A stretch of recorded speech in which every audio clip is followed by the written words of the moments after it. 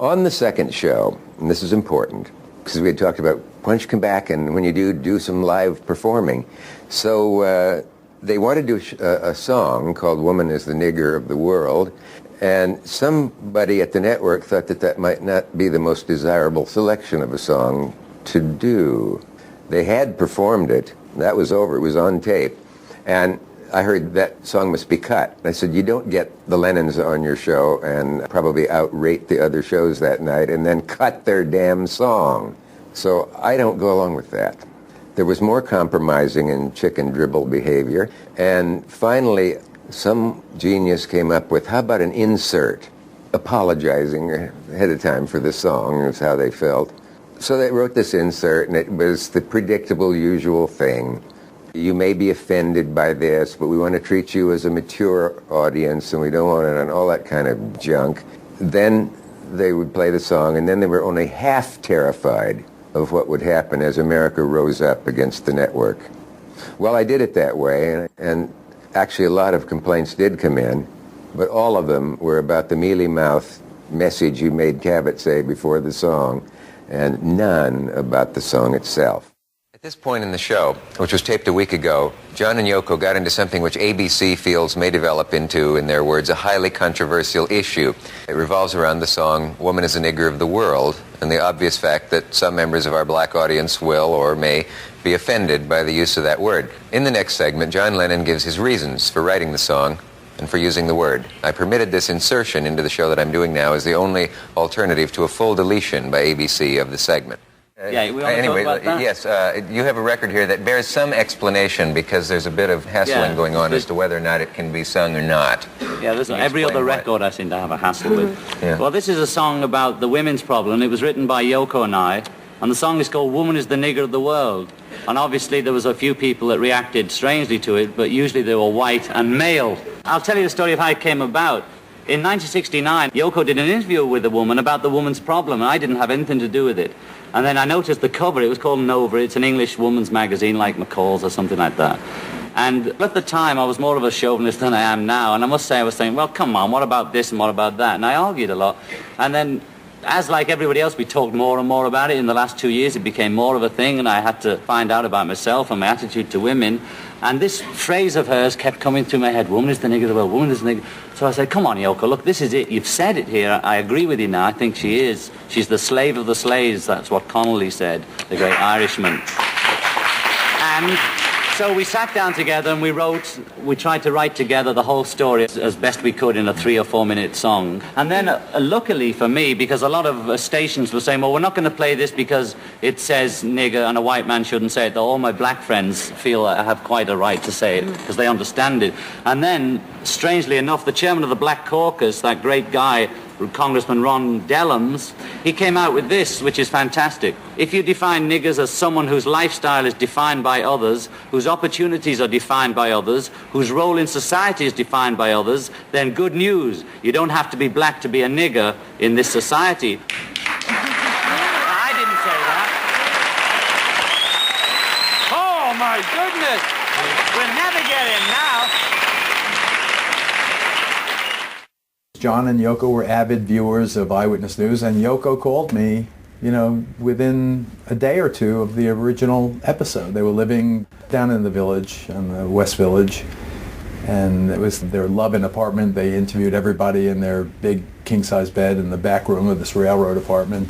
And she just called me and said, hey, let's be friends. And I went down there, and, we started hanging out, and ultimately they would do the last fully rehearsed concert of John's life as a benefit to help the Willowbrook kids. Yeah. I love John Lennon. First of all, I was a big Beatles fan. I had long hair because of the Beatles. I came actually to know all of them. I had met George Harrison first in 1971 and Ravi Shankar. And they made the template with the concert for Bangladesh in Madison Square Garden in 1971. It became the model where big stars could have big musical events for reasons other than kind of a love-in or political rallies. This was for a cause. And hanging out with John, who it totally had my sensibilities. He was anti-war. He was pro-civil rights. He was pro-women's rights. And became good friends, and I was honored to be around him and Yoko. And they later, when I asked, agreed to do the concert at Madison Square Garden. I mean, it was a rocky road because they are rock and rollers, and Jenna was also being plagued at the time by the immigration department that wanted to get him deported. And, you know, it's funny that the first illegal alien I championed was John Lennon, and now it's the big source of friction here at Fox and me, but that's another story.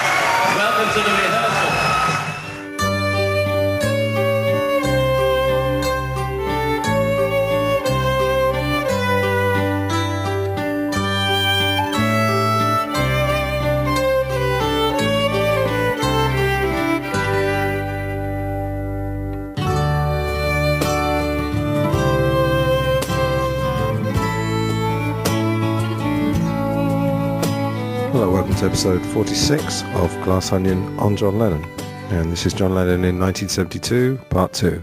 The difference being from last week that we're actually dealing with 1972, although we did touch on it in fairness, but we're talking about John Lennon's activities from the off as promised last week. So the clips you just heard there, that was Dick Cavett once again. He's becoming quite a regular fixture now because there's so many classic clips from, you know, back in the day, 60s and 70s. As you heard, I mean, that was related to the song Woman is the Nigger of the World. Once again, I'm going to say that I'm not going to call it Woman is the N-word of the world. As I say during the talk today, we should not be afraid of words. And I don't use that word if I know it's going to offend somebody. But, you know, I said it's the name of a song. Anyways, very interesting there that Dick Cavett had to apologise. And as he made it clear, you know, he wasn't in favour of doing that. But the network sort of made him come up with this sort of apology in case black viewers got offended. Once again, you know, white executives trying to fight the battles of black people. Of course, it's heartwarming that all the complaints, as Dick said, came about the apology rather than John Lennon singing that song. You know, just yet another example of conservative small c TV, which is basically there to sell products, I would argue, keeping people innocent, you know, trying to think on people's behalves and be offended on people's behalves. And then the other clip you had there was Geraldo Rivera, and you might ask, what the hell happened to Geraldo? In the 70s, he was, I wouldn't say radical, but he was progressive, let's say. As he said on the audio there, he looked like John Lennon. He also looked a bit like a porn star, I'll be honest. But, you know, he was responsible also for the Zapruder film being shown to the public. That was in 1975.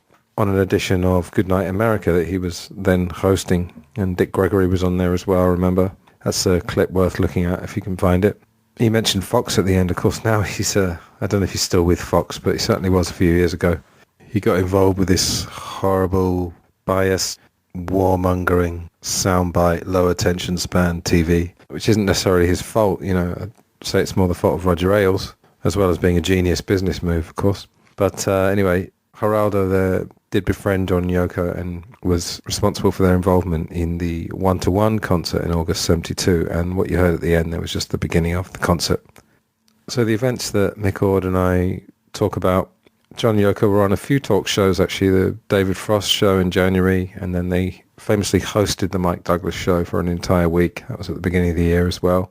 They were on Dick Cavett, as you heard there. That was in May, I think. Sometime in New York City came out in June, and then the one-to-one concert was in August. So it was another big year for John. And I think, as I said last week, it was really the centre of his political activities. But it was also the end, really, because in November there was the election result that they weren't really expecting, I don't think. Perhaps in their heart of hearts they were expecting that Nixon would defeat McGovern, but perhaps not so comprehensively. Mick and I talk about a few other things, and Mick talks about going to New York in 1979, and then we talk about the events of 1980 and the aftermath of that, and the traditional now speculation on what John Lennon might have done. Anyway, that's all you're getting. No more spoilers. So I think another good episode, lots of audio clips, taken a long time to put them together, so I hope you enjoy them. So I'll leave you to listen, and I'll be back on the other side with a few words. Enjoy. Okay, let's finally get to 1972. Stick with us, listeners. So what John Lennon was basically dealing with in that year, I mean, it seems like every year of his life was packed with incident and probably hammered his nervous system, while he was kind of self-medicating. Because he was technically off heroin, but I think they got onto methadone, which is a kind of a substitute. I interviewed a guy called Dan Richter, who actually lived with John and Yoko for a couple of years. And he said that John Lennon's head was so fizzing with ideas and natural creativity that something like weed, smoking a lot of joints, it just took the edge off it for him. He needed it just to bring him down a little bit. Also, there was the custody case of Yoko's daughter. So they were dealing with that as well as trying to stay in the country, their involvement in New Left politics. And then they brought out this album sometime in New York City, which we'll do a little review of. And then he did one of his few concerts as well in New York. Have you ever seen the footage of the David Frost show? Yes. He's playing like a T-chess bass. No, I think that might be a different show. No, it was the one where, the song Attica State? Yeah. On this album, yeah. So there was this kind of uprising in Attica, and I haven't got it with me, but there's a very good book I've been reading which talks about it. And there was some justification for people protesting this, but they actually get in an argument with some audience members. But what I love about it is that John Lennon didn't have that kind of shield in front of him which says, I'm not going to talk to the people on the street. It was all very direct in those days, Yes. Dick Cavett as well. Yes, I have seen it. It seemed to be like the celebrities had, or the public had direct access to these celebrities. Yeah. And there wasn't this kind of wall of PR people and bodyguards. Yeah. And basically, this song, Attica State, I'll just recite a couple of the lyrics.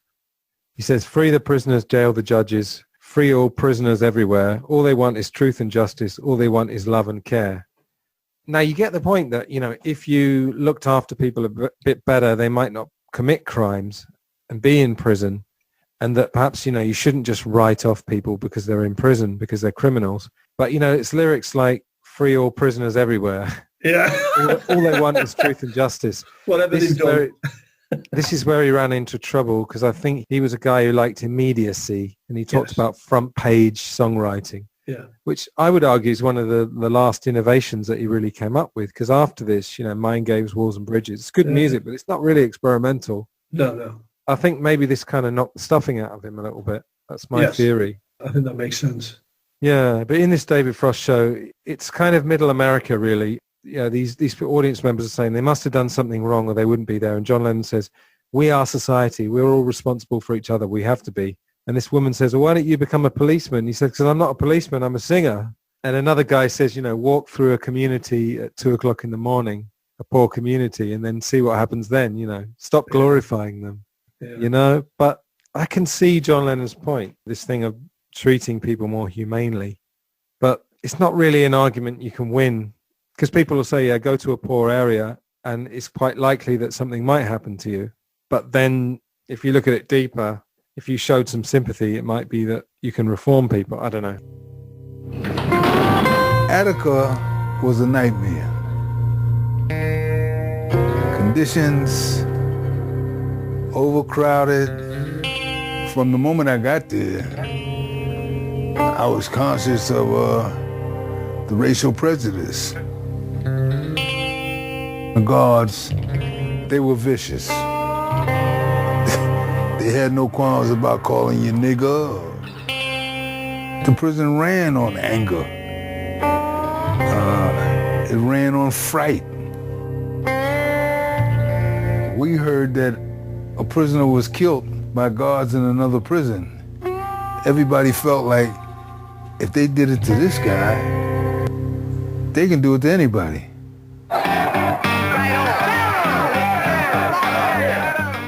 It wasn't planned, it was spontaneous. I came out of the shower and everything was different.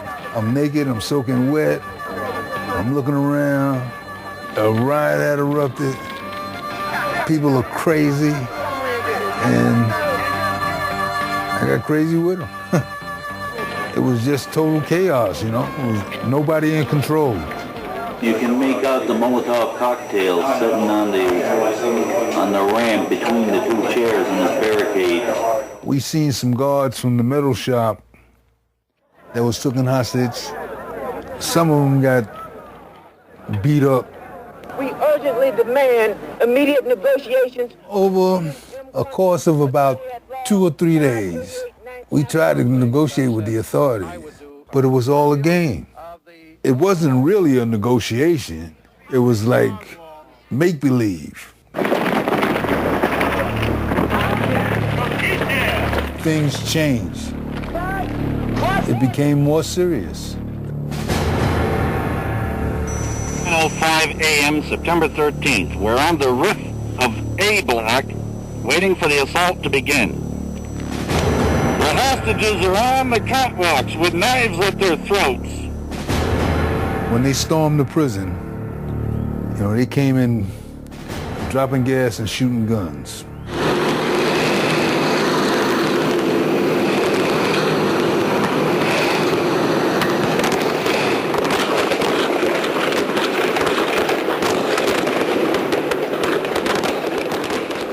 I remember guys getting shot to pieces. I seen a guy, they took his head off and blood was pouring out of the stem where his neck was. I thought I was gonna die.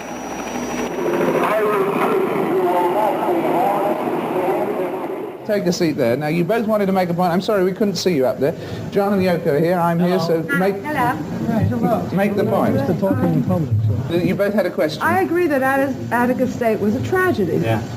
But you are making it sound as if the only worthwhile people in this world are people who committed crimes, were put away. Look, we say here, 43 poor widowed wives. We're not talking about just prisoners' wives, or we're talking about policemen's wives, anybody that was hurt there. With their hands folded and Who did? nice, the 43. That 43 people were killed altogether, including on both sides, right? Nobody was responsible for this, Well, except we didn't say the anybody was responsible for establishment, it. Rockefeller. Yeah, Can I say But That's what the we're prisoners saying. who went on strike had nothing to do with it. They are now martyrs. We're not saying they're That martyrs. If they is what hadn't you're done saying. something We're wrong in the singing like- first place, they wouldn't have been there. We're like newspaper men, you know? Only we sing about what's going on instead of writing about it. What are you trying to say about them? But Saying that the same as- everybody needs freedom. Everybody has a basic right. Until they kill your son or your daughter or your mother or your father. If you're not You just giving let love them walk and care around to and them, kiss them. you are Somebody bloody. responsible of their crime as well. We are all Right, but if responsible they hadn't of done it. something, We are that wouldn't have society. been there. And what's a society do? We are I don't- society, so we're all responsible for each other. Good, but you cannot have criminals running around. You don't live in New York City, maybe. You live in Well, your we little have lived here, yeah. cloistered You are ivory tower now that you're responsible big stars. of the chaos in New York. You are. Well, then why don't you become policemen and go around and educate Because we're these not people instead of policemen, we're singing singers, songs? you know? No, Come you're to my not a neighborhood at 4 o'clock in the morning. Listen. Beating them is not the solution. You have to take care of them by love and care, not And by also, you have to beating their tell heads. people about what's going on. You don't. Just People in England don't know what's going on. Why? Do we know what's going on in England? Yeah, we also sing about what's going on in Ireland too. So I mean, it's the same. We're just reporters. When? We're singing about well, other times. You know, the other day we just did a rally. There's going to be a rally for Attica prisoners or something. I'm not quite sure. Is it something to do with Attica tomorrow night at the Apollo? And we've been invited to play the song there and just go there to show that we care. And we'll go along and we sing it if they want us to, or we won't. We just say hello, whatever it is. And it's just to show that people like us care, and that we're not just living in ivory towers in Hollywood, that we care about what's going on in New York, in Harlem, in Ireland, in England, in Vietnam, in China, everywhere. What? Walk through one of those neighborhoods at 2 in the morning to go home. Well, I will. You wouldn't be have to singing go about home. the people who were locked up in jail for mugging you. I'm not singing only about the people who are locked up in jail. This song says 43 people were killed. Yeah. 43 on both sides. Fine, but if they hadn't done something wrong, they wouldn't be there. Nobody would have been there. Why did they do something wrong? Because they never had a chance in life. That song, and I think this is true of a lot of the album, I think it was an absolutely brilliant concept. I really do. I think it was a stunning concept. And to have Nixon and Mao naked on the front and all that, I mean, just ticks all the boxes. For, you know, the album design was absolutely brilliant. And I didn't think the music was bad, but I just thought the lyrics, dear me, if he'd have taken a bit more time on that. I mean, I know Phil Spector was producing it, but I read an interview with the bass player of Elephant's Memory, just preparing for this. Gary Sycock, is it? Gary Van Syok, I think his name is. Syok, yes. And he said that Spector produced Woman, the song, and one other, maybe it was A Look of the Eye. She wasn't around for the rest of the time. Didn't rate Elephant's Memory. And you, like, when you listen to it, and I'm not a musician, so you can fill in the gaps in my musical knowledge here, but I felt with so many of the songs, they relied on the sax player. It was a good sax player, but it seemed to me when they were stuck for a melody, they just said, "Oh, you got a sax break here," you know. And on with it. And if he'd have taken a bit more time, because some of the songs are really, you know, if you forget the lyrics for a lot of them. And I think it's true of Yoko's songs as well. And I'd written that down, what you said. And I said, it's a bit like, I don't know, it's polemic, but you're talking about important stuff here. If you're going to write political songs, I think you have to take more care over them. I don't know if you agree with all the sentiments of Look at the Irish, Sunday Bloody Sunday, Attic Estate, Born in a Prison, then fine, you know, they do make sense. But there were too many cliches in it for me, and he never did. He always respected words, I think. He used cliches very, very occasionally, but to effect there's too many in this for my taste. Right, fair enough. I do a lot of film review podcasts as well. I have a friend, and I sometimes appear on his show, and he's appeared on mine. And we were talking about sometimes there's two ways to watch a film. Sometimes you can watch it purely for the entertainment, and then obviously if you're going to review it, you're going to be looking at a more critical eye. And I tell you, I went to New York in 2002. It's the only time I've ever been, and it was just like you said. It's fantastic when you first arrive there and you see the harbour, and it's just all these famous buildings. It's just great. And I went to a friend's house. We were staying with a friend in New York over the weekend, and he put on this album, and I was already a huge fan, but for some reason this album had kind of slipped the net, and I knew a few songs. I knew New York City, I knew John Sinclair, and he just put this album on really loud, and I love Elephant's Memory. They're a bit sloppy, but I love it. I mean, it's supposed to be like that, you know? I think they're a good band.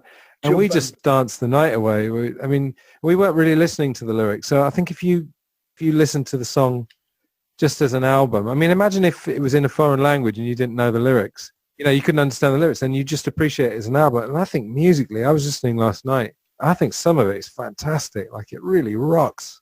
They were a rocking band. I can remember a mate of mine had it on at university, and we were all sitting round in his flat. I remember one of the students on our course came in and said, "God, what's this? It's fantastic." And he said, "Oh, it's sometime in New York City." And she was, "Oh, right, okay, I didn't know that. Oh, it's brilliant." So I know what you mean. It's just, if you're going to have that critical perspective on this, you've got to have it on everything. Yeah. You know, and if you sit down and listen to it, I can't help it. No, I see. I'm just, you know what I mean? But I agree with you. If he'd have stuck with Elephant's Memory and just taken a bit more time over the lyrics and some of the other stuff, it would have been... I've thought about this quite a few times over the years. It's a shame he had to go back, because he reverted back to something that wasn't quite as good as Imagine with Mind Games, in my view. I mean, there's some decent tracks on it, but you know what I mean? Like, it was almost like Son of Imagine. I mean, when his first album came out, that really had an impact, I think, or at least in retrospect, I'm told it's one of the key albums and all this. Oh, I think so, yeah. Plasticana, yeah. And his confidence, he must have thought, this will be great, and this will be fantastic, this will really knock him. And it went the other way. And I read an interview with May Pang a couple of days ago, and she said he was absolutely gutted, and so does the bass player. Said it took him a year to get over it, and then he went to LA and it all kind of changed, you know. And I've always wished if he'd just stuck with them but controlled them a bit more and got someone other than Phil Spector to wander in now and then, it might have had a really good outcome. I don't know. Yeah. Probably the one song that everyone agrees was a big success was the New York City song. Yeah. You know, I mean, that wasn't really political. There is one lyric: if the man wants to push us out, we're going to jump and shout. But the rest of it is, as you said, it's the excitement of being there, and it's It feels like a live track. That you can imagine them playing that in a club, can't you? You know.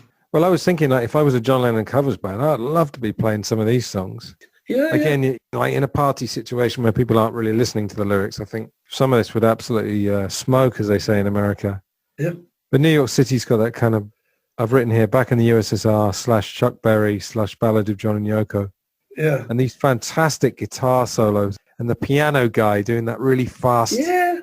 And I think they're a really good band, yeah.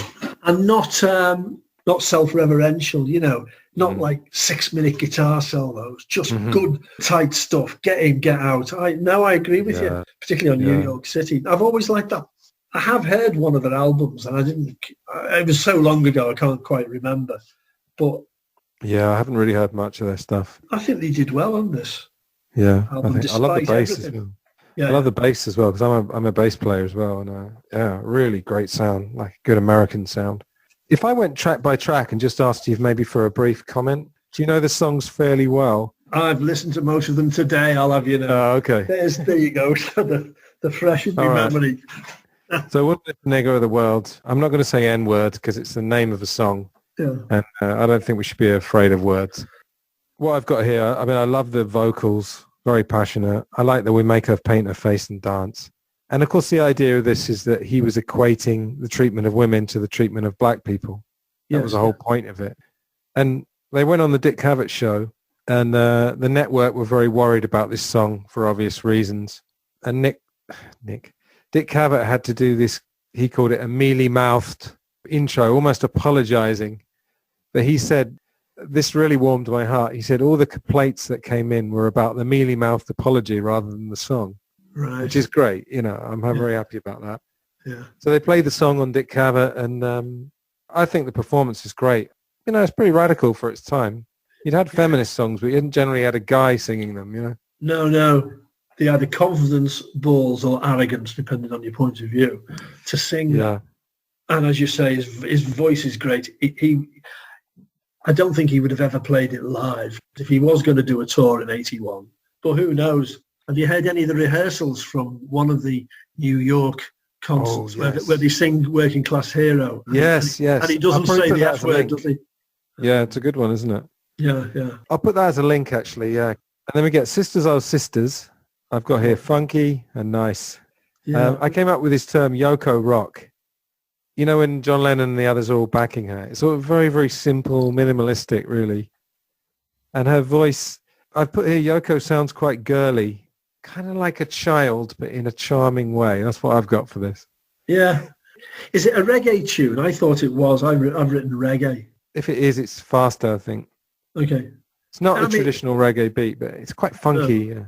Yeah. It's a boppy tune. It's just, for what I said before about Astic Estate. And her voice, I remember at the time I didn't like her voice. I like it a bit more now because you're more used to hearing people with all kind of voices now, aren't you? But then I didn't like it at all. And I can imagine people who bought it for him skipping over their tracks. Yeah. Just skipping forward a little bit. I think on Sunday Bloody Sunday and Luck of the Irish, I think her English was good, but I think her accent is so strong when she sings that it's a little bit, I don't mean this as any kind of offense, but singing about Irish stuff in a sort of strong Japanese accent, it just comes across as a little bit jarring, you know? Yeah. What's interesting about this album, actually, is that there's a good podcast called Fab Four Free for All, one of the many Beatles podcasts. And they did a good one on this album. So I'd encourage listeners, I'll put a link to listen to that. They're very even-handed, which I like. I don't know if you noticed this, because I hadn't noticed this, but the actual structure of the songs, the first two songs are feminist, Woman is the Nigger and Sisters Oh Sisters. 3 and 4 are Baltic Estate and then Born in a Prison. And then 6 and 7 are about Ireland, and 8 and 9 are about real people, which is John Sinclair and Angela. All right. I didn't realize there was a bit of a method behind this, you know? So let's get to Atticus State. I think we've already really talked about this, haven't we? Yeah. What do you think about it just musically? No. I just, you maybe disagree with me, but I just don't think he spent that much time on this one. Right. I mean, the whole thing of the album was a song a day, wasn't it, almost? We'll put it like a newspaper. As I said, it was a stunning concept. I just think it didn't ultimately work. I mean, some of them I can take or leave, but I can leave that one. I think you can leave that one, right? Yeah. Okay. Born in a prison. I love some of these lyrics. We're sent to a prison called school. We dream in a prison like fools. Mirror becomes a razor when it's broken. Look in the mirror and see your shattered fate.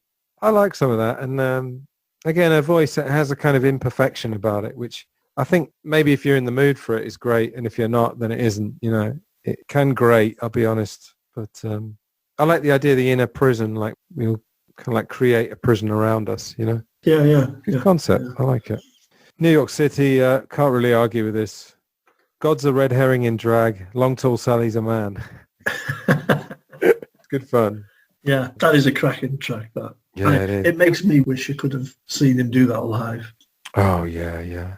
Well, no, he did it at the one-to-one. Yeah, he did it in New York. But I think we'll get to this right at the end. I want to ask you what he may have done, like, had he lived post-1980, but we'll get there. Can you imagine, like, bussing in or getting a taxi in from the airport in New York City and having this on your headphones or on the radio? Yeah. As you're coming into New York, be like, oh, yes. The first time I went there was in 1979. Oh, yeah, you told me. He went to Dakota. When he was alive, I had a book. Someone had given me a book by Anthony Fawcett, is it? Yeah. And I One went day there at a time. because I had some time to kill. I was travelling up to New England. This would have been about November, October time. And I went up there and I was outside the apartment and I said to the guy, does John Lennon live here? And the guy said, oh, yeah. I said, oh. I said, well, where does he live? And the guy said, well, he lives in one of those apartments up there. I said, well, which one? He said, I can't tell you. Oh, God. And I remember thinking, what's the point of that? Not telling you, as if anyone's going to kill him. I remember thinking that, Anthony. Really? Yeah, I remember that. And I've got a photo of the doorway there because I thought, well, I'll have to take a picture. You know, it was just a random visit, and a year later, just over, he died. But when we went to New York, we stayed in Queens, and there was a riot going on, and me and my mate were starving. We'd driven over from California over about 4 days. He'd driven, and I'd kind of tried to keep him awake. And when we got there, there was a mini riot going on in Queens. And then we went to Square in the centre. What's it called? Times Square. Went to Times Square. Now, those days, it wasn't touristy. There were hookers everywhere. There were pushers. I was thinking, dead excited, but hold on to your haversack. Not that we had anything worth nicking, you know. But that tension in New York was far greater then than it is now. I'm sure you can find it now if you want. But Times Square was not a place you would wander off. And we went to Central Park and we were told, you find there during the day, don't go near there at night. And Lennon would have come on into all this. It was only like 6 years before we were there. He'd have been Greenwich Village, which is a lot safer. But even so, that whole kind of excitement, and as you say, driving in here, if you had that on earphones, if they had earphones then, it's a really good depiction of what it's like to go into a place like New York, isn't it? Yeah. A friend of mine who was a teacher in Madrid, I've just been living in Spain till last year. He was living in New York at that time, and he was actually mugged that night, 8th of December. I think later, like 1 o'clock in the morning, because John Lennon was killed just before 11 local time. So he was kind of shocked by that. And then he got a taxi home. And of course, the taxi driver put the radio on and he heard about it. Oh, wow. So he had an extremely bizarre night. What about Sunday Bloody Sunday? Actually, can I just ask Christian, when you grew up in Liverpool, are you, around that time, were you quite versed in Irish history? What's actually the relationship? Is there a close relationship there? Oh, yeah. I think so, yeah. Oh, yeah, definitely. I mean, my mother was Irish. Oh, right.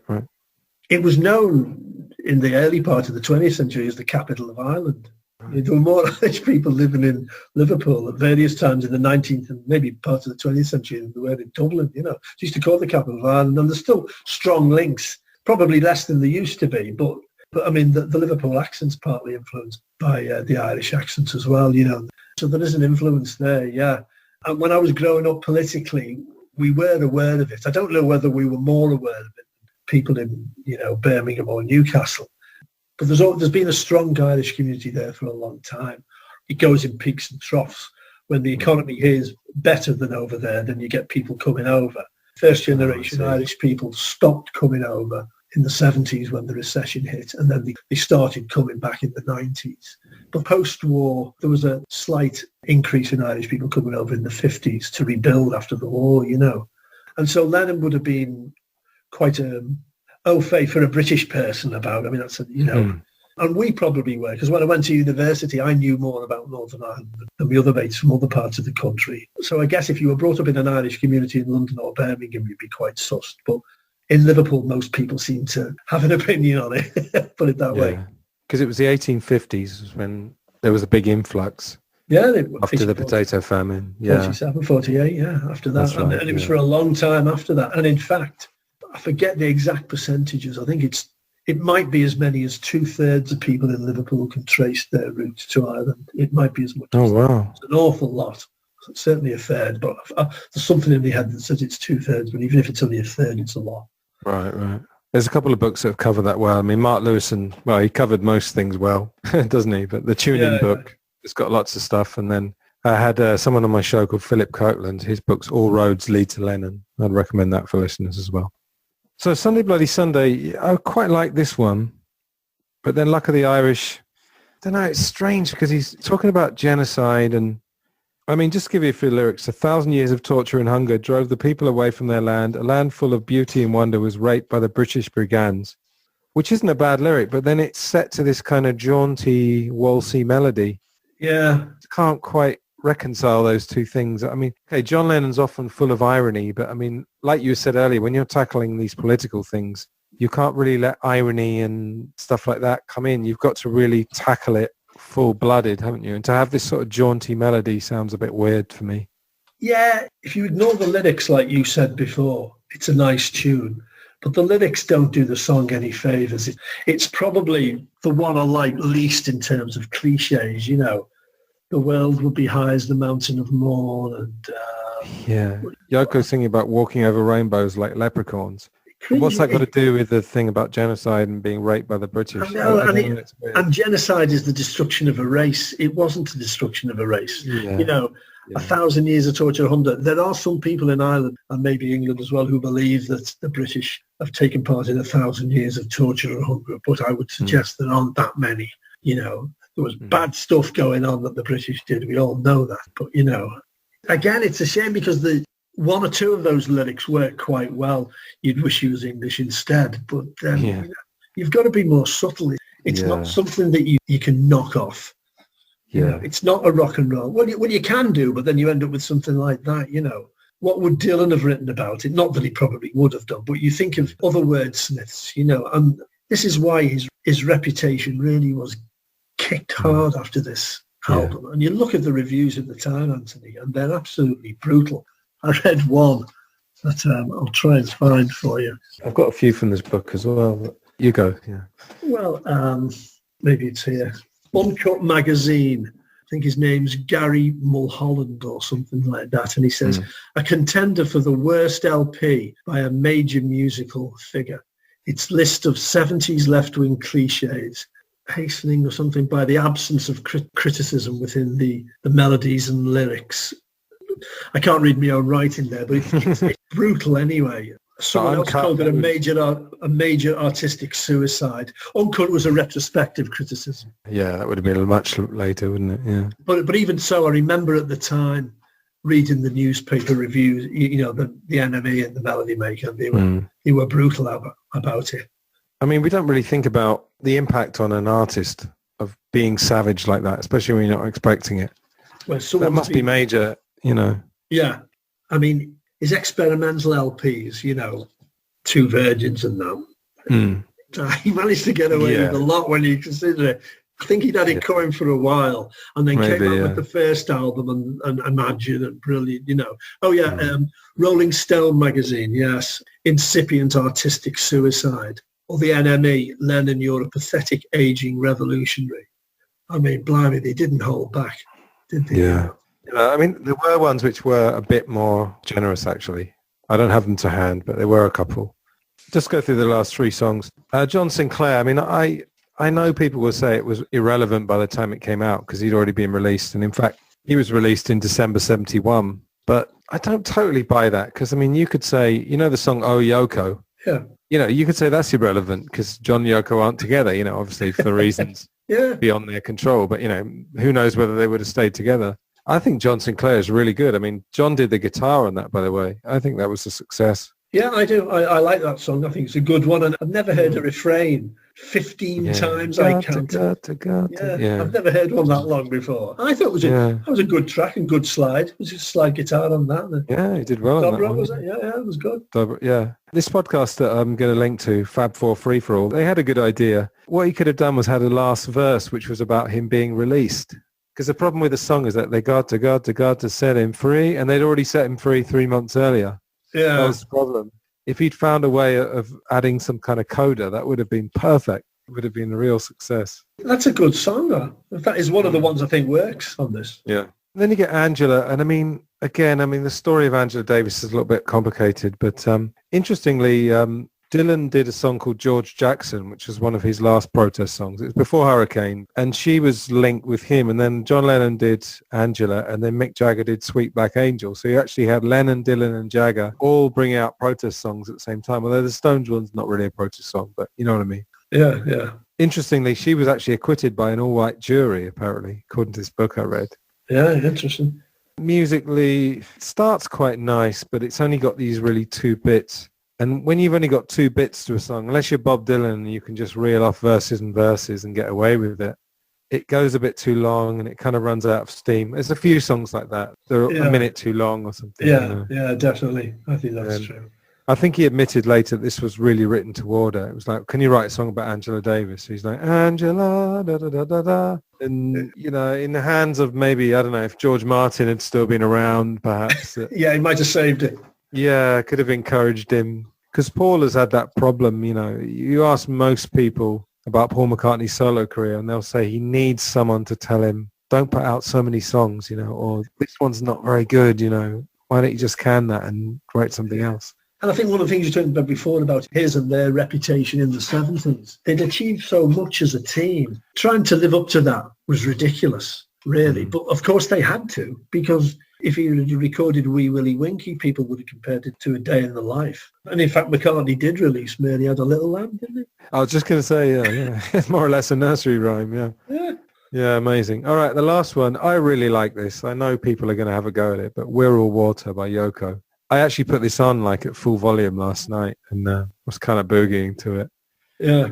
The lyrics, she has all these amazing couplets. There may not be much difference between Chairman Mao and Richard Nixon if we strip them naked, and there may not be much difference between Raquel Welch and Jerry Rubin if we hear their heartbeat. And then this one I love. There may not be much difference between Eldridge Cleaver. Who was Eldridge Cleaver? He was a black activist, wasn't he? Yeah. Black activist. So he said there may not be much difference between Eldridge Cleaver and the Queen of England if we bottle their tears. Yeah. She's very good. I know some people write it up, but she's very good at these images. Like I said earlier, mirror becomes a razor.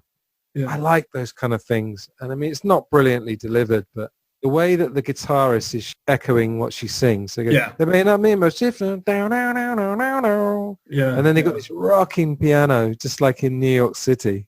Yeah. This guy seems to specialize in this really fast piano. He's good, him, isn't he? Yeah. I guess the howling, ow, whoa, whoa, whoa, whoa, she's doing towards the end is going to put people off. But I didn't like that howling then, but I don't mind it now. So, you know. Yeah. And the song itself, it's got a good tune. It's quite humorous. It's getting over her voice a bit, but I think that's the best one. In fact, that's the only one of hers I like on there. And in fact, when I said to you before about the girl that came to my friend's room and said, "Who's this?" I like this. It was that one. So fair enough. We'll stick by that, you know. And it kind of goes on a bit, but I feel like you can get away with it if it's the last song of the album. Yeah. You know, it's 6-7 minutes, but it still keeps rocking. That's the thing. I mean, I do like Elephant's Memory quite a bit. Yeah, I do. And then she's shouting, you know, at the end. I think one of the things with this album, even if you think they're naive or, you know, you don't like the lyrics or anything, they do sound like they're into it. They do sound like they mean it. Don't you think? I mean... Yeah, definitely. I think even a harsh critic would say that. If it had a different producer who'd have said, go back and rewrite that, whether George Martin would have done that, I don't know. But if you had ordered McCartney for you to say, go back and rewrite that, that's got the makings, that would have worked. But, you know, like you mentioned with Macca before, they need to have someone to challenge them because otherwise they just get away with it. Who's going to challenge a Beatle, you know? Well, yeah, exactly. Except another Beatle. Yeah, true. Right. There's so many things we could get into. We haven't even talked about the Mike Douglas show. No. Have you seen any of that when they were allowed to host the Mike Douglas show? I mean, it was incredible. Unreal. Was that the one with Chuck Berry? Yeah.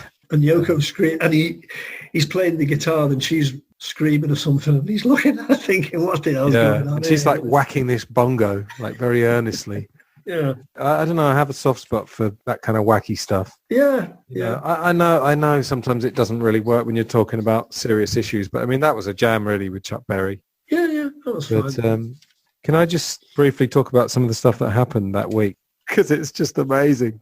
For the listeners, actually, you can watch most of it on YouTube. It's nearly all of it. They had 5 days hosting the Mike Douglas show. And the Mike Douglas show was basically, for an older conservative audience, real middle America. It was an epitome of middle conservative America. And on the first day, this is fantastic. Mike Douglas comes on and said, I'm going to sing a song especially for John Lennon. And he sings Michelle, which is mostly Paul McCartney. So he's singing Michelle. And at the end of it, he goes, the song I just sang was written by this gentleman. And John Lennon's like, well, actually, I wrote the middle 8. I wrote the middle bit. Mike Douglas said this thing that is really cringeworthy. He said, well, that's the most difficult part, isn't it? Oh, dear. No.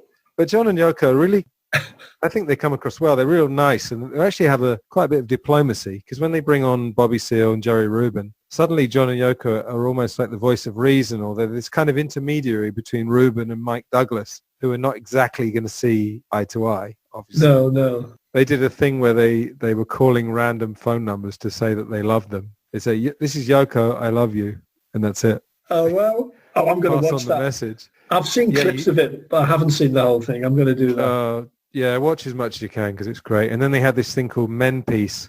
So they had a broken teacup, and during the week, each day, that they'd glue part of it together. So at the end of the week, you had a full teacup. And, you can laugh at it, but, it's positive. So they had Bobby Seale, they had Rubin. I'll tell you in a minute what became of Jerry Rubin, because it's quite amazing. But you have Jerry Rubin saying all this stuff about America, and then Mike Douglas's retort is that only in America would you have the freedom to say these kind of things. It's that old argument. Yes. That kind of thing about, don't slag off our country because we're giving you the freedom to slag off our country. That kind of that argument, The rhetoric has gone calmer because the repression is so heavy that anybody who does anything gets arrested, jailed, killed, that people are very pessimistic. Wherever you go right now, there's you mean youth in general, whether they're radical or anything, just youth in general? We notice that amongst youth. There seems to be such an atmosphere of apathy around them. How do we change that, I'm really not a political type, but I want to say something. My parents came over here and got married in this country. They came to escape oppression in Eastern Europe. I did manage with scholarships to go to college and medical school, and I became a professor, and I became Surgeon General. And I can't think of any other country where this could happen. No, and I've done a lot of traveling.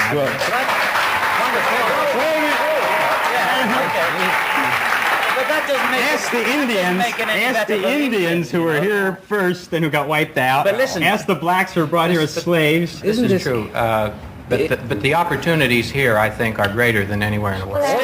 Also, this is the only place in the world, if I may say so, where a man can say something like this on television and not go to jail. He's got 5 years in jail facing me for saying things like this, so it's not so true. Let's talk about empathy. You can strive for more. You can strive, Yeah, Can I ask something to Jerry? Because I had heard he wanted to talk about this. That's why I was so highly in favor of having you. I hear that you're against drugs, and you want to elaborate on that a little bit? Heroin. No, not against drugs, but heroin.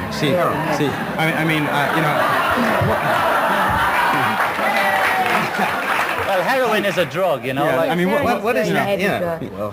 As the Nat Commission showed, the police are protectors of the heroin trade, and heroin is used against black people and against young white people right now as kind of heroin's a killer, as a killer drug, and I think that too many young kids are taking downers and heroin because they see no future for themselves in this country. They see no hope for changing the country. They see no decent life in which they can be creative and be communal and express themselves. So they shoot into their veins or take a pill, and that's the society's fault. Society offers no alternative, and as a revolutionary movement, we've got to build an alternative to that despair. That's what we're involved in doing. I wanted to finish on one quick thing about just think everybody should register to vote, because that's power if we all vote together. And we shouldn't vote for any candidate that doesn't automatically withdraw everything from Vietnam, and we ought to go to both conventions in Miami and San Diego and nonviolently make our presence felt and stand on the issues. Nonviolently? Nonviolently, because if we do anything any other ways, we'll be killed. That's the kind of country we live in. You don't really believe that. 10 states. Okay, let's go on. Well, look, everybody's entitled to their opinion.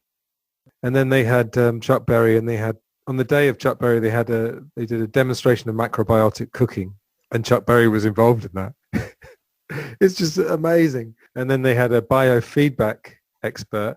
And then they had Ralph Nader. This was interesting. And Ralph Nader was one of the first people to mention the concept of recycling. Yeah, you know? Wow, Ralph Nader, yeah. Companies have made a decision that it's cheaper to put soft drinks, for example, in disposable containers rather than have it recycled. But now, as the environment movement grows and people begin to demand care with what happens with these materials, because you don't ever dispose them. You dump them into the environment is what you do. They're having second thoughts on the economics of it. And there are a lot of, for example, young children, teenagers who could pick up some spending money operating these recycling centers. Yes. So that we shouldn't ever develop this kind of enormous waste. Once companies believe that they can just sell these products and the packaging is dumped, they tend to develop very exotic materials like plastics and other materials that are terribly contaminating of the environment. Most everybody wants peace and justice and equity. Yeah. However, the most important first step is to develop the instruments that will lead to these objectives. And if students aren't organized, they don't have their full-time professionals, lawyers and scientists and organizers, and they don't participate themselves in it, then it's going to be a lot of talk, a lot of idealism, ups and downs, and nothing really solid and continual. What are your feelings about young people who, say for instance, well, during the last election, they didn't care for either candidate, so they didn't vote at all? What are your feelings about that? That I think is a mistake. First of all, in order to see that there is a Tweedledum, Tweedledee distinction between many candidates, you got to involve yourself. And if you don't vote, you don't go through the first step of involvement in the political structure to build up the kind of democratic forces that on the next election round, 2 years or 4 years later, you have a more meaningful choice. We made that mistake in England. All the youth were given the vote, a lot of them, and none of us registered to vote. And we had the socialists in England, and the Conservatives got in, and things changed a hell of a lot. Things really got tight, and there was a lot of pressure going on. And somebody put it very succinctly, Richard Neville of Oz, which is an underground scene in London, he said, well, we all made a mistake. We should have voted. We should have registered, because there's 1 inch in which we breathe difference between the two parties. And everybody's saying they're all the same. They are all the same, but there's a 1 inch in which they let you breathe. So it was quite an amazing week, to be honest. And I guess it went out sort of mid-afternoon. Obviously, Dick Cavett was nighttime. Dick Cavett had a problem with the ratings, but I think it was mainly because his show was a bit too intellectual. You know, it wasn't like sound bites. It was quite deep conversation. Right. Yeah, I'd encourage everyone. And then the Dick Cavett show, you can watch that as well. I think Shirley MacLaine's on there, actually. And she was quite political at that point as well. They're all obviously McGovern supporters against Nixon. What do you think of the concert he did, the one-to-one concert? Have you seen much of that? Is that on the, as was a DVD called Live in New York City? I think so, yeah. I think everyone's waiting for another release because it hasn't really come out in the full form yet. Someone bought it for me. I enjoyed it. I thought it was pretty good. So did I. I'd heard they'd cut, you'll be able to tell me, was Yoko booed in that, and did they cut bits out? Or was that a different one at Madison, or a different one somewhere else? That's about the only concert they ever really did. I mean, other than the late 60s. It probably was that one. They did one in the afternoon and then they did one in the evening, didn't they? That's right. And what came out in the DVD was a cut of both of them. Right. And I thought it was really good. And then I found, as you've heard, the rehearsal of Working Class Hero, and I just thought, why didn't he play that? Yeah. Because it was interesting. He didn't swear in it. I thought, oh, well, maybe there were kids around, you know, whatever. But it was a good version of it, you know. I mean, you don't hear many people do that. Cyndi Lauper did a really good version of that in Liverpool 10 years after his death. That's right, yeah, the concert, Albert Dock, yeah. Brilliant it was. And she did a cracking version. You can get hold of it, but it's not easy.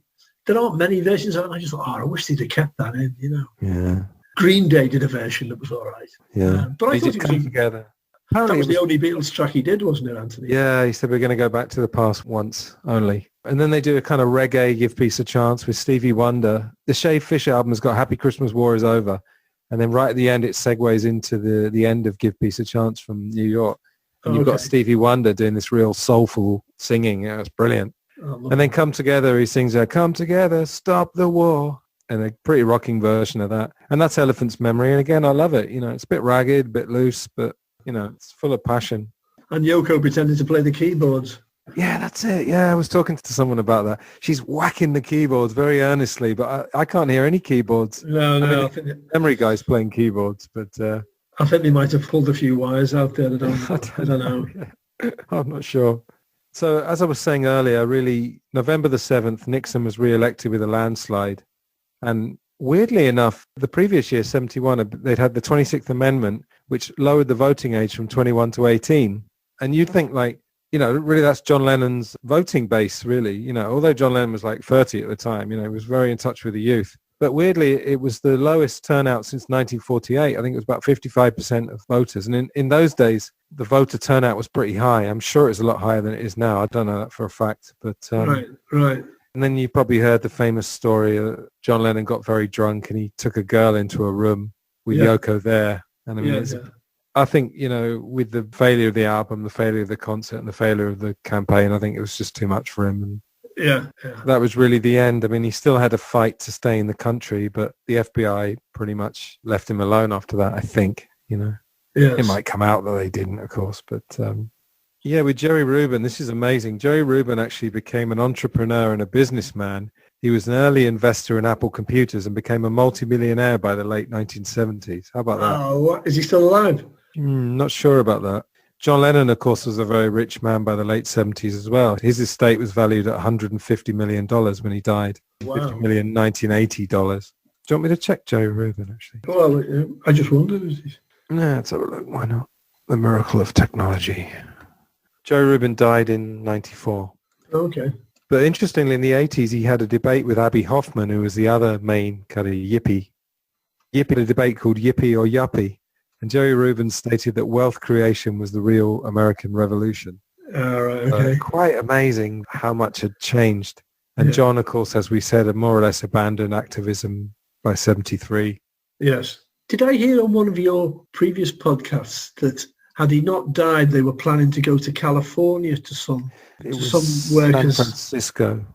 Yeah, it was Japanese-American workers. I think it was a pay dispute from memory. Yeah, they were actually due to go out 2 days after he died. So, you know, that does fuel, you know, I had that guy from a conspiracy podcast on and we had an interesting discussion. And I mean, that is quite interesting, but they were planning to take Sean. So I suppose if you're taking your child, it's not going to be sort of hardcore militant. No. In the same way they'd been in the early 70s. But that's interesting, isn't it? Yeah. Because one of Yoko's cousins, I think, was a worker there. All right, okay. And then, funnily enough, at the end of this US versus John Lennon, Yoko actually says they tried to kill John, but they couldn't kill his spirit, which I thought was interesting. Why would she say they? Yeah. No. I'm sure you remember when that happened. I guess you're in your mid-20s then, 1980. Yeah. How big was the impact in Liverpool? Oh, it was unbelievable. I had a temporary job as an assistant caretaker in a school, and DLT, Dave Lee Travis, was on Radio 1. And I was listening in at 10 to 7, had my cup of tea. It came on the radio. I was just, couldn't believe it. Yeah. And I went into the school and the caretaker was there. And the assistant caretakers, we were all quite young, you know, early 20s. We were talking about it. And we said to the caretaker, Charlie, we said, "Did you hear about John Lennon? He's dead." And he said, "Drugs, was it?"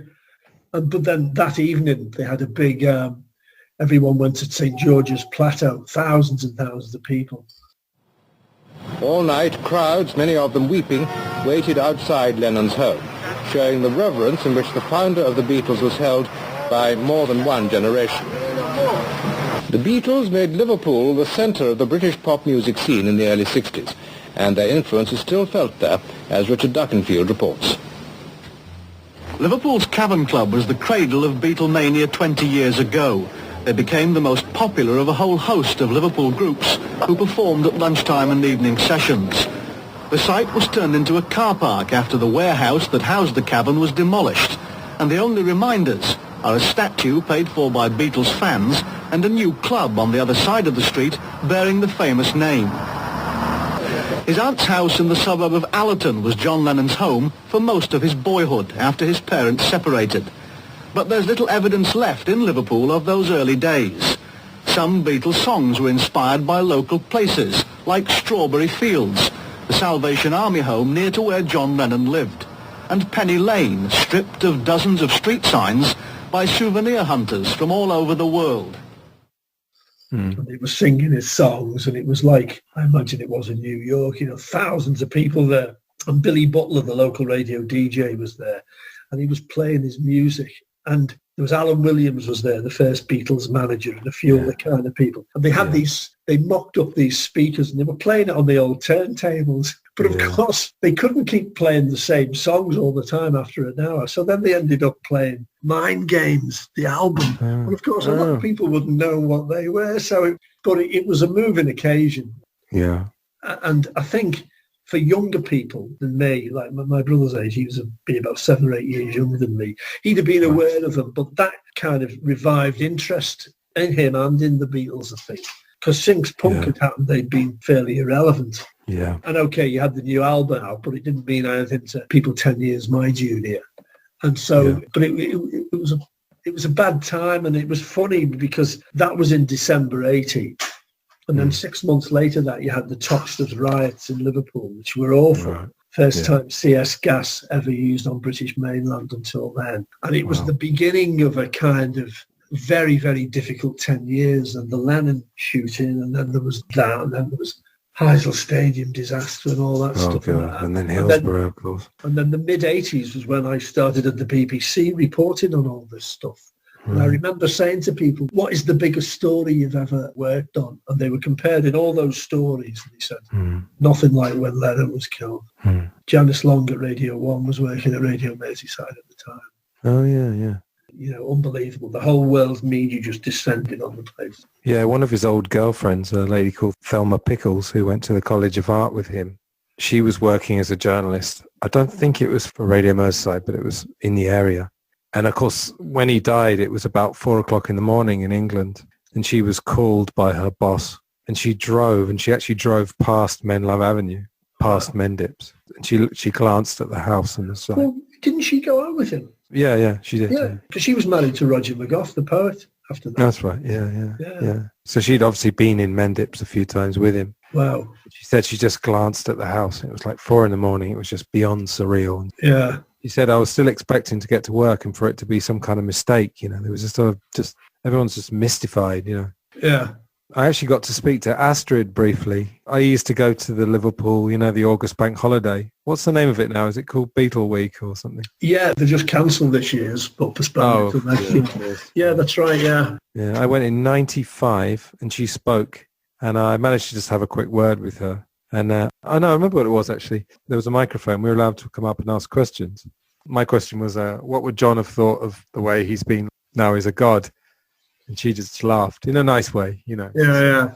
He would have thought it was ridiculous. Yeah, I think he would. Yeah. Of course, the nice thing is then all the kind of silly stuff, or what people perceive to be the silly stuff, generally gets forgotten. And you remember this kind of spirit. And yeah.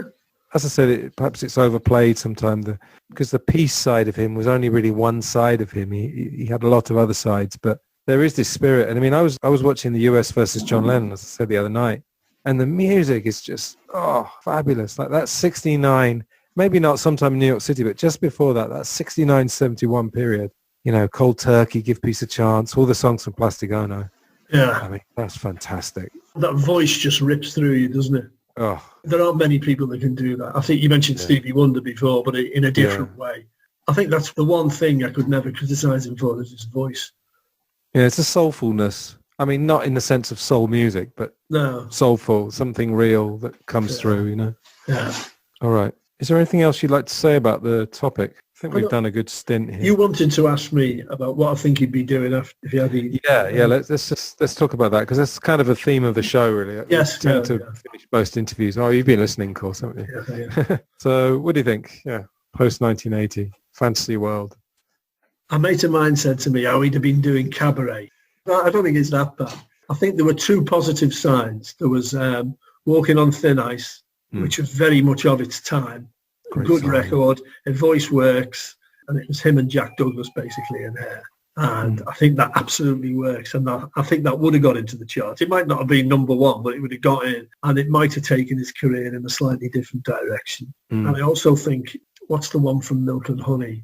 Strange Days. I like that. Nobody told me. Oh, Nobody brilliant. told me, yeah. Brilliant. Well, that's good. And that was one of the latter ones. And you're thinking, that reminded me of a treatment, maybe a bit less rockier than Elephant's Memory, but it was a bit that kind of a bit lazy, a bit slapdash, and that's what worked. So I think they're positive signs. I don't know. He was planning a world tour. Whether it would have been a massive success or an abject failure, I don't know. But I think his career would have gone up and down like it did before. I think so, yeah. I don't think it would have gone permanently up, because it doesn't, does it? Bowie released some crap, you know. Yeah. Some guy I do know is a music lecturer, or was a music lecturer in Liverpool. He said to me he thinks that he would have got together with a bunch of young rockers, maybe a bit later in the 80s, and done that.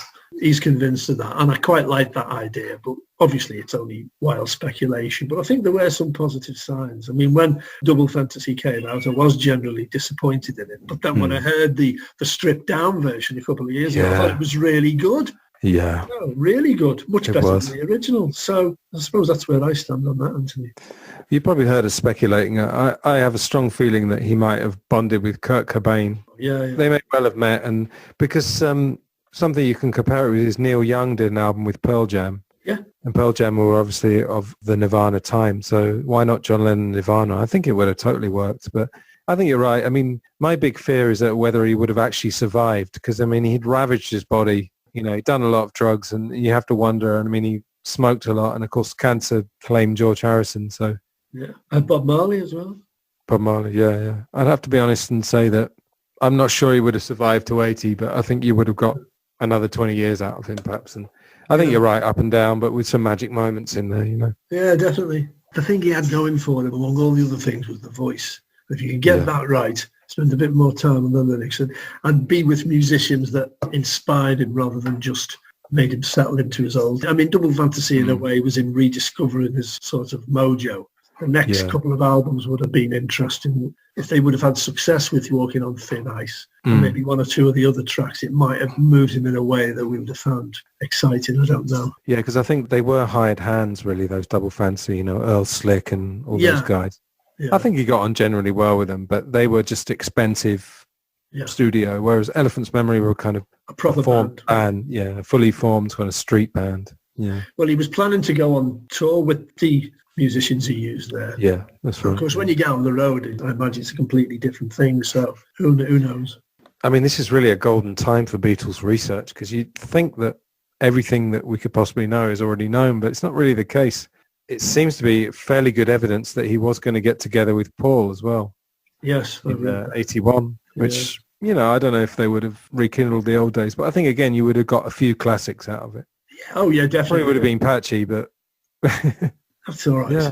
I think we understand now in a way we may not have done 40 years ago, that that's the life of an artist. Then, post-rock and roll, people were getting to be 40 in 1980. He'd had a few dips, but they all had. He wasn't the exception, and he took more chances than most of them. And some of them came off and some of them didn't. And I think that's that vicarious pleasure, seeing somebody take the chances that you know you never would. Well, I wouldn't take myself, but I admire it when you do. And if you can come back stronger after that, even better. And to come back from where it seems like he probably was for the last 5 years of his life is also quite a fate as well. Because they were dark, I think they were pretty dark times at periods from 75 to 80, as I know you do. Yes, that's the period that we never really quite got to the bottom of. We're not sure exactly where he was at in those 5 years. But anyway, all right. So thanks very much for doing this. I think we've done well. Pretty epic. Only 2 hours, but, you know. Just good over fun. 2 hours. Interesting stuff, good fun. Yeah, no, it's great. So your podcast is Baltic Triangle. Is that on all the main places, iTunes, Stitcher? iTunes, Spotify, Stitcher, Castbox, all them, And although we tend to feature companies and organisations and community enterprises in Liverpool, it's of interest to everyone. I suppose I would say that. We did a cracking interview a couple of months ago with Eastwood Guitars. It's a Canadian company. All the guitars are based in Liverpool and they ship out through all over the world, and they copy some of the classic guitars from the past. They copy them and send them out perfectly legitimately.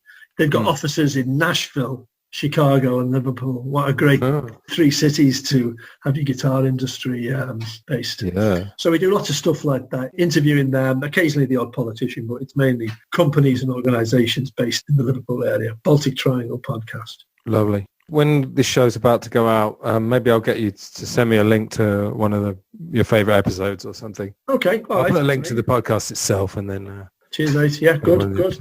All right, just stay on the line and we'll just do the official goodbye. So, thanks for being on the programme and all the best. Thanks, Anthony. Cool. Bye. Cheers, bye. So there you have it. That was John Lennon in 1972. Thanks again to Mick for appearing on the show. I hope you enjoyed it. And I hope you enjoyed both the conversation and those clips. I thought the Ralph Nader one was fascinating. Apparently that was one of the first times, if not the first, that the word recycling was actually used on TV.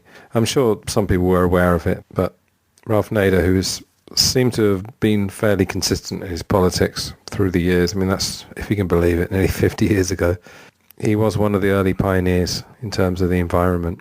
And John Lennon talking about voting there, that was very interesting, saying that there's just this tiny difference between the two parties, and that John and Ralph both said that, you really need to get involved and get to the nitty-gritty, so to speak, to find more differences between the parties. And I'd say that still stands. Mick's podcast, one more time, is The Baltic Triangle. There'll be a link in the show notes. The next show will be, I think, another two-parter, and we're looking at another year, this time 1965, and I'll be welcoming back my old friend Owen Ling, who appeared on the show last year, talking about 1966, so back 1 year, but 65 was an amazing year for music, another one of these big transition years. Before I go, I just want to remind you to subscribe, if possible, both on iTunes and on YouTube, and rate and review on iTunes or Stitcher. It's very, very helpful, and we'll just take you a minute. 5 or 4 star reviews, please. So that's it. The music will be coming up in a second. I've just left you a little Easter egg. Again, it's something related to the conversation today. So thank you very much for listening. Take care, and I will see you next week. Goodbye.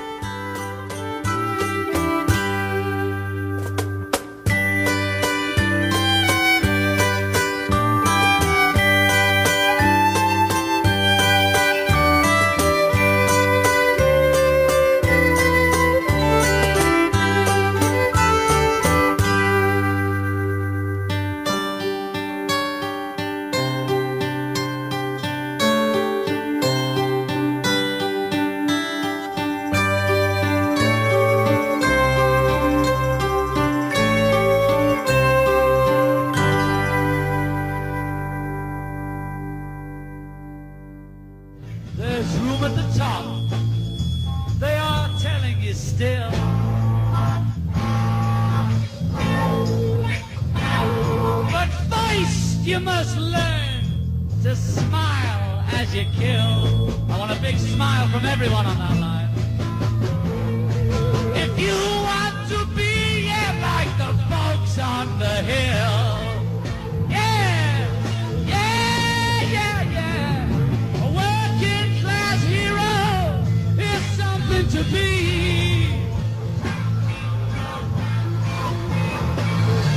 A working class hero is something to be.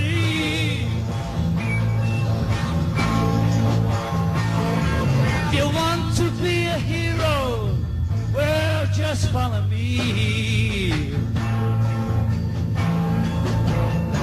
I said you wanna be a hero, well, just follow me.